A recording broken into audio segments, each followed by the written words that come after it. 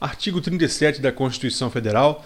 Nós vamos falar sobre esse assunto, que é o segundo assunto de Constituição que mais cai em prova, após o artigo 5º, é o artigo 37 da Administração Pública.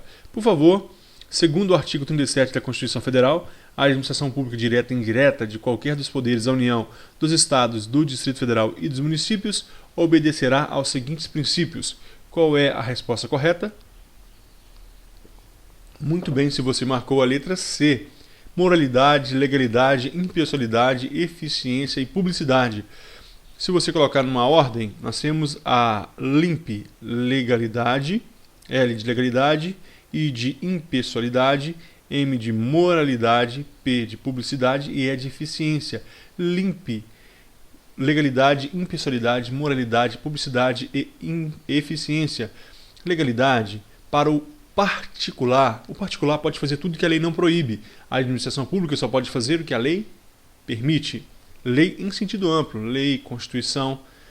Impessoalidade, o interesse da administração é o bem comum. Não se pode aqui buscar interesses pessoais, pelo menos para a prova, pelo menos na regra.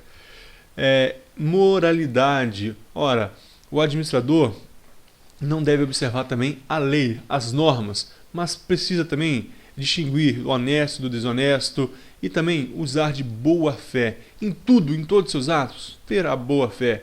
Moralidade, depois nós temos a publicidade, todos os atos administrativos são públicos. Todos os atos administrativos devem ser publicados, os atos da administração, com exceção de alguns de caráter sigilosos, interesses da justiça, etc. E eficiência, recomenda-se até demissão do servidor, ainda que efetivo, que for comprovadamente ineficaz ou desidioso, preguiçoso, não quer trabalhar. Eficiência no serviço público. São esses os princípios previstos aqui no artigo 37. Cuidado na hora da prova, porque esses princípios são para administração direta e indireta, de quaisquer dos poderes. Existe administração no judiciário, existe administração no legislativo e administração pública ali no poder executivo. Em toda essa administração, esses princípios devem ser observados. Um servidor administrativo que trabalha lá no STF, ele deve observar esses princípios, porque seria a administração presente lá no judiciário, ok? Vamos prestar atenção também, porque esses princípios servem para os estados, Distrito Federal e municípios. Questão de número 202. Só um detalhe, pessoal, a gente não vai exaurir esse assunto nesse vídeo. Nós faremos alguns vídeos com o artigo 37. Questão de 2015 do CESP. Os cargos, empregos e funções públicas são acessíveis apenas a brasileiros natos e naturalizados que preenchem os requisitos estabelecidos em lei. Certo ou errado? Muito bem, se você marcou errado. E por que está errado? Inciso 1. Os cargos, empregos e funções públicas são acessíveis aos brasileiros que preencham os requisitos estabelecidos em lei, assim como os estrangeiros na forma da lei. Portanto, de acordo com o Estatuto do Estrangeiro, era uma lei, os estrangeiros podem ocupar alguns cargos públicos. Existem cargos públicos, portanto, que são permitidos a estrangeiros. Estrangeiros podem ocupar cargos públicos, ressalvados os que são vedados pela própria Constituição. Nós temos aqui, pessoal, olha, os princípios expressos no caput do artigo 37, e veja o que a Constituição diz. E também ao seguinte, e são vários outros. Olha, então nós temos que observar. Estrangeiros podem ocupar cargos públicos. Portanto, quando a questão diz que apenas os brasileiros natos e naturalizados, está errado. Questão de número 203. Os cargos, empregos e funções públicas são acessíveis. Agora ficou fácil, né? Qual a resposta correta? Muito bem, letra B. Aos brasileiros que preenchem os requisitos estabelecidos em lei, assim como aos estrangeiros na forma da lei, no artigo 37, inciso 1. Questão de número 204. A investidura em cargo e emprego público depende de aprovação precedente em concurso público através de provas e títulos ou de provas, de acordo com a natureza e a complexidade do cargo ou emprego, na forma prevista em lei ordinária, com exceção das nomeações para o cargo em comissão, declarado em lei de livre nomeação e exoneração. A não observância das referidas exigências implicará a punição da autoridade responsável e a manutenção dos efeitos do ato nos termos da lei. Qual a resposta correta? Ou melhor, certo ou errado? Muito bem, se você marcou, errado.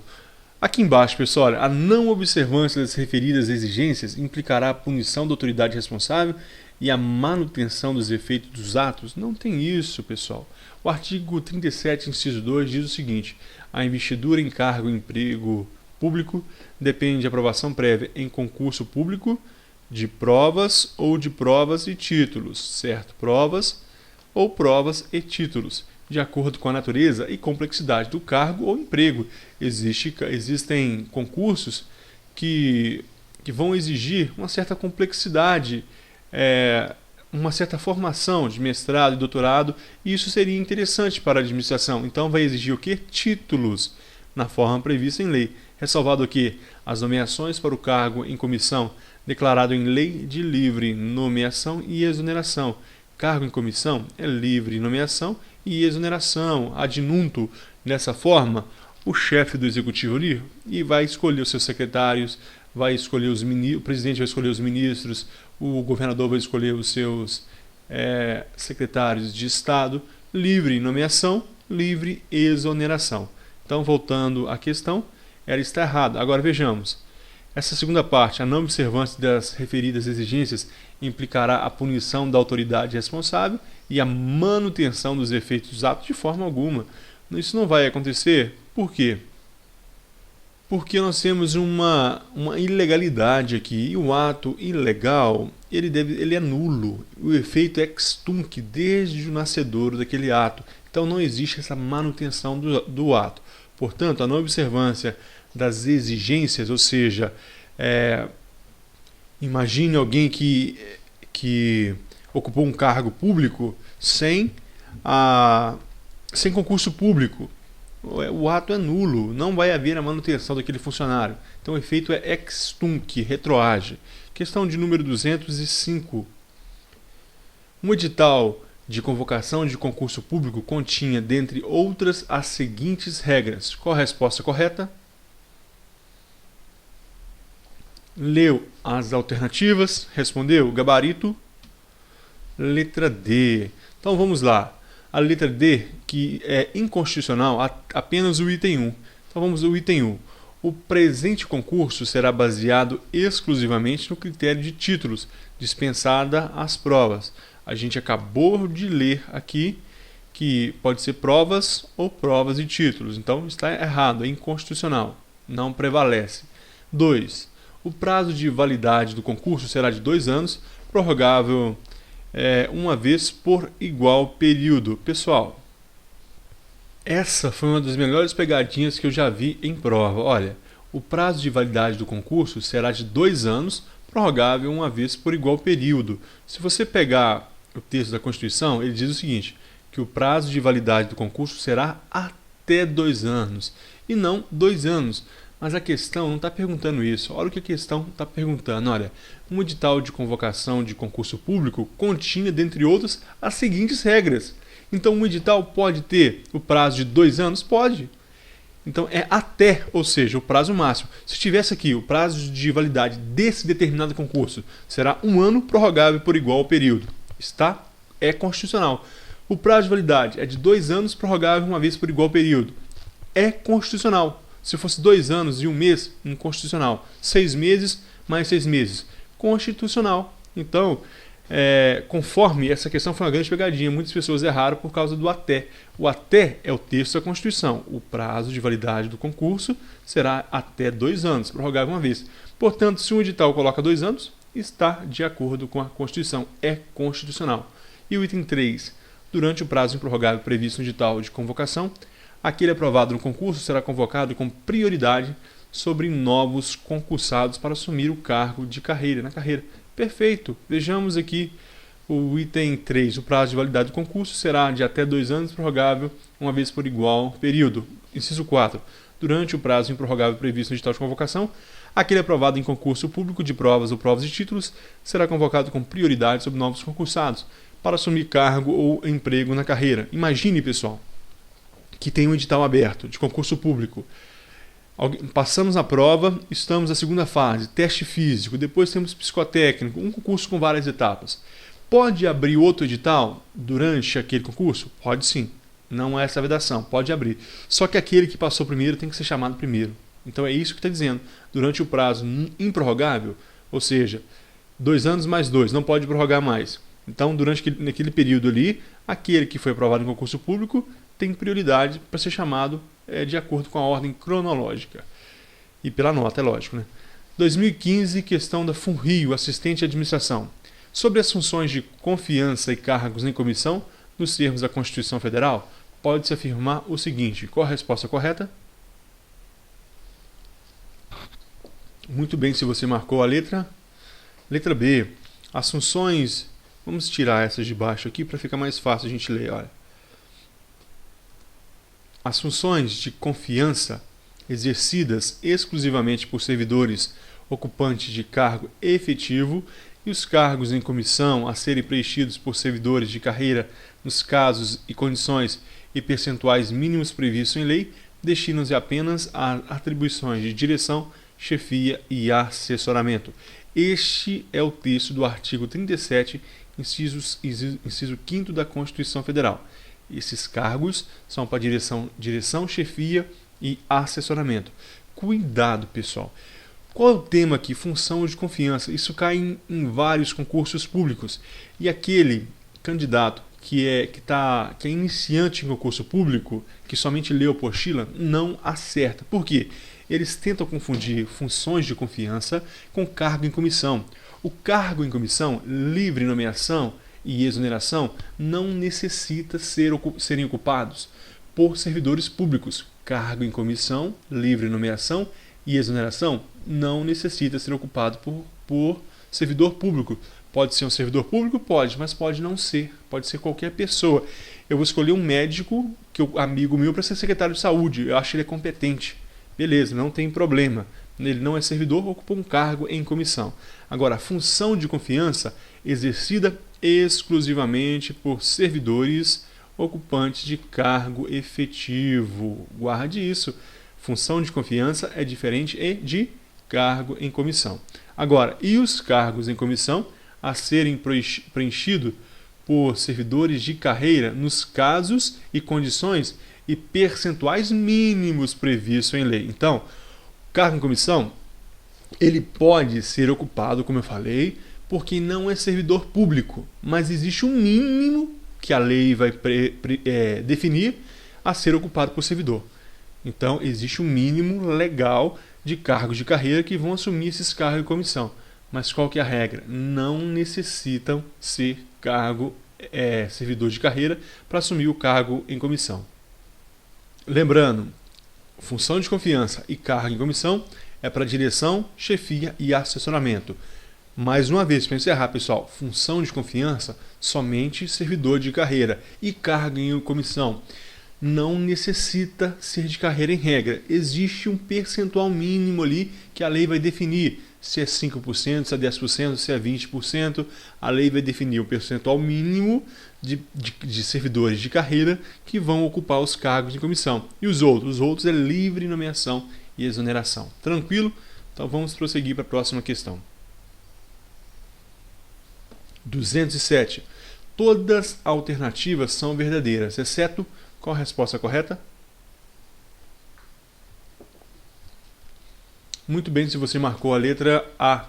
É garantido ao servidor público civil o direito à livre associação sindical e ao irrestrito direito de greve? Não, não é irrestrito. Ora, vamos ver aqui a letra B. As outras estão corretas. A lei reservará o percentual dos cargos em empregos públicos para as pessoas portadoras de deficiência e definirá critérios de sua admissão. A lei vai definir os percentuais, o mínimo de pessoas portadoras ou pessoas com deficiência que terão as vagas reservadas ali no concurso público. Letra C. A lei estabelecerá os casos de contratação por tempo determinado para atender a necessidade temporária de excepcional interesse público. Ora, pode haver contratação temporária? Sim, pode haver. Quando? Quando houver a necessidade, o excepcional interesse público. Aconteceu quando o PSF virou uma febre. Aí houve aquela contratação em massa de agentes comunitários de saúde. Letra D. Os vencimentos nos cargos do Poder Legislativo e do Poder Judiciário não poderão ser superiores aos pagos pelo Poder Executivo. É o artigo 37, inciso 12. Portanto, aqueles trabalhadores, funcionários do Administrativo, que exercem a função similares, por exemplo, um auxiliar administrativo lá do Executivo, não poderá receber do Legislativo, não poderá receber um valor superior àquele pago pelo poder Executivo. Tranquilo? Vamos ver aqui os comentários, os incisos.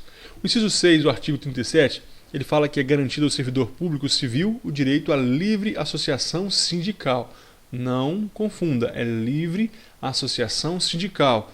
Não é irrestrito o direito de greve. É garantido ao servidor público o direito à livre associação sindical. Eu posso associar a um sindicato? Posso. Ou não posso. Eu sou livre, eu escolho. Letra item 7. O direito de greve será exercido nos termos e nos limites definidos em lei específica. Então, existe um limite, olha, limite definido. A questão dizia o quê? Irrestrito direito de greve. Não é irrestrito, é limite definido em lei específica. Oitava, a lei vai reservar o percentual para pessoas com deficiência. 9. A lei estabelecerá os casos de contratação para atender à necessidade temporária de excepcional interesse público. Imagine ali um surto de dengue.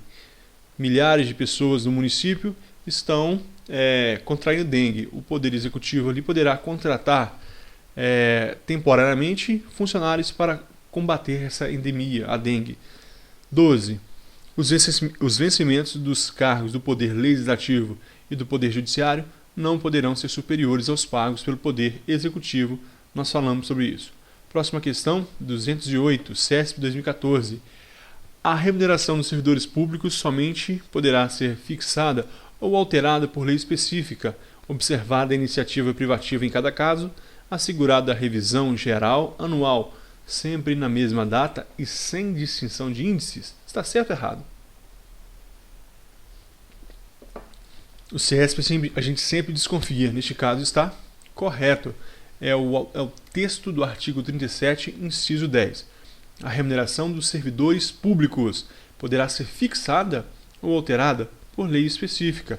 Lei poderá fixar ou alterar a remuneração do servidor, observada a iniciativa privativa em cada caso. Lei de iniciativa do Poder Executivo vai alterar a remuneração do funcionário do Poder Executivo. Lei de iniciativa do Poder Legislativo vai alterar, por exemplo, a remuneração da Polícia Legislativa, Polícia do Senado, Polícia da Câmara, iniciativa privativa em cada caso.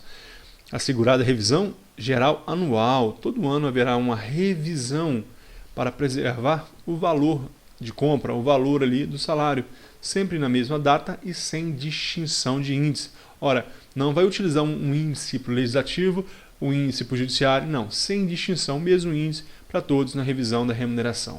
Questão de número 209. Questão de 2015, olha, de acordo com a Constituição da República, a remuneração e os subsídios dos ocupantes de cargos, funções e empregos públicos da administração direta, autárquica e fundacional, percebidos cumulativamente ou não, incluídas as vantagens pessoais ou de qualquer natureza, não poderão exceder o subsídio mensal em espécie dos... Qual a resposta correta? Essa é fácil, é o inciso 11 ali do artigo 37 dos ministros do Supremo Tribunal Federal. Artigo 37, 11. Esse assunto é o teto remuneratório. Remuneratório. Nenhum servidor público lato sensu no Brasil, seja ele servidor, seja ele cargo político, ninguém poderá receber mais do que o ministro do STF, mais do que o ministro do Supremo Tribunal Federal, ok? É o maior cargo público no Brasil, ninguém poderá, incluídas as autarquias, as fundações, as incluídas vantagens pessoais ou qualquer outra vantagem de qualquer outra natureza, não pode ser maior do que a remuneração, do que o subsídio mensal. Era o subsídio, que é aquele salário seco ali do ministro do STF, tranquilo? Nós temos, pessoal, o teto e o subteto. Este é o teto. Nós vamos fazer outra questão aqui ainda, que vai falar sobre o subteto. Questão de número 210. Uma das grandes modificações do sistema de remuneração dos agentes políticos foi a instituição de um limite denominado de teto para o pagamento de valores em espécie, observada a divisão entre os poderes e entre os entes federativos, determinou-se que o limite aplicável aos... Qual a resposta correta? A alternativa correta é a letra D. Presidente da República é o subsídio mensal do ministro do STF. Prefeito aqui está errado, defensor público está errado e de juízes aqui também está errado. Vamos ver o texto do artigo 3711 da Constituição. O texto é bem grande, vamos dividir aqui em duas partes para ficar a letra ficar maior, fica mais fácil para a gente entender. Teto e subteto. Vamos lá. Olha, a remuneração e os subsídios dos ocupantes dos cargos, funções e empregos públicos da administração direta, autárquica e fundacional. A administração direta, autárquica e da fundacional dos membros de qualquer poderes da União, Estado, Distrito Federal e municípios, dos detentores de mandato eletivo e demais agentes políticos e proventos, pensões e outra espécie remuneratória, percebidos cumulativamente ou não, incluídas as vantagens pessoais ou de qualquer outra natureza, não poderão exceder ao subsídio mensal em espécie dos ministros do STF. Ora, pessoal, primeira coisa, detalhe aqui, a administração direta, autárquica e fundacional. Aos cargos da administração pública, nós temos as autarquias e as fundações que têm natureza autárquica. Não está citado aqui empresa pública e sociedade de economia mista. Não está citado. Somente as estatais não estão incluídas aqui. A remuneração da administração direta, autárquica e fundacional. Este é o teto. Ninguém aqui poderá ganhar mais do que o ministro do STF. Agora, a segunda parte a gente dividiu aqui. Aplicando-se como limite nos municípios o subsídio do prefeito. Ah, entendi. Então quer dizer que no município ninguém pode ganhar mais do que o prefeito, correto? Exatamente. Nos estados nós temos duas situações, ou melhor, mais de uma situação. Nos estados e Distrito Federal, o subsídio do governador no executivo. Então, no poder executivo do estado e do Distrito Federal, ninguém ganha mais do que o governador no poder executivo. Agora, no poder legislativo, o subsídio no legislativo aqui, no poder legislativo estadual, ninguém vai ganhar mais do que os deputados estaduais. O deputado estadual, o salário ali no legislativo, qual vai ser o maior salário? Será o deputado estadual. No Distrito Federal, o deputado distrital. Nenhum funcionário do legislativo vai ganhar mais do que o deputado estadual. E o subsídio dos desembargadores do Tribunal de Justiça para o Judiciário. Subsídio dos desembargadores do Tribunal de Justiça para todos os funcionários do Judiciário. Portanto, no Poder Judiciário, ninguém vai ganhar mais do que o subsídio dos desembargadores do Tribunal de Justiça. Agora, limitado o quê? A 90 inteiros e 25 centésimos do subsídio mensal do ministro do STF. Portanto, o desembargador só pode ganhar 90 inteiros, 25 centésimos do que ganha o ministro do STF. Esse é o maior salário aqui no judiciário. Então nós temos três hipóteses para o Estado: no governador, no poder executivo, o limite do deputado no poder legislativo e o ministro líder do Tribunal de Justiça do Estado no poder judiciário. Lembrando que o salário desse ministro do Tribunal de Justiça do Estado será no máximo 90,25% do que ganha o ministro do STF. Pode chegar a 100? Pode, se ele puder acumular. Então vamos supor que ele tem um cargo de professor. Ele pode acumular? Poderá acumular e ganhar até 100%. Mas como desembargador, ele só pode ganhar 90,25% do que ganha o ministro do STF. Tranquilo? Então, continuando aqui, nós temos que a situação do Tribunal de Justiça, nós temos a situação do Ministério Público. O Ministério Público será aplicado também a esse limite, portanto, um procurador ali de justiça do Estado, um promotor de justiça só poderá ganhar no máximo o que ganha o desembargador do Tribunal de Justiça. Então é aplicado também a esse teto. Também aos procuradores, Ministério Público, os procuradores e aos defensores públicos. Ok? Esse limite de 90,25%, que é o do judiciário, que é o do desembargador. Como que é no Estado? É igual à União? Não. O Estado tem 3. Na União nós temos um só. Na União ninguém pode ganhar mais do que o ministro do STF. No Estado nós temos 3 subtetos. Um para o governador, um para a Assembleia e outro para o judiciário, estendido ao Ministério Público, procuradores e defensoria pública. Tranquilo? Quando a gente volta àquela questão que a gente tinha feito, a única correta é o presidente da República, porque juízes estaduais é o subsídio mensal do ministro do Superior Tribunal de Justiça? Não é do Superior Tribunal de Justiça, é do Tribunal de Justiça do Estado, do desembargador ali do Estado.